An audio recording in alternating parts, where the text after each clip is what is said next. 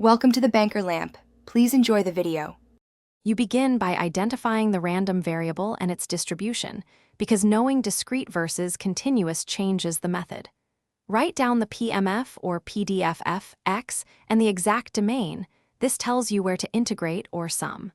If parameters exist, plug them in now so you avoid algebraic surprises later. Once done, simplify the expression and mark any piecewise segments. These boundaries dictate the next action and ensure you won't miss conditional behavior. Now compute f, x by summing or integrating up to x, because that operation converts density to cumulative probability.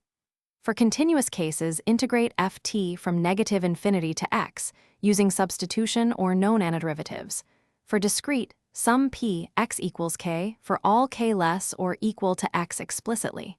When the distribution is piecewise, perform each integral or sum on its interval and stitch results together with correct endpoints. Make sure to simplify. Finish by verifying the cumulative distribution function properties so you trust the result. F minus infinity should equal 0 and f infinity should equal 1 because probability mass must sum to 1. Differentiate f, x, where appropriate to recover f, x as a consistency check and plug in sample x values to test numerical outputs. If the pieces disagree at boundaries, re-evaluate limits and constants. A common troubleshooting tip is to recheck integration constants and piecewise endpoint conventions.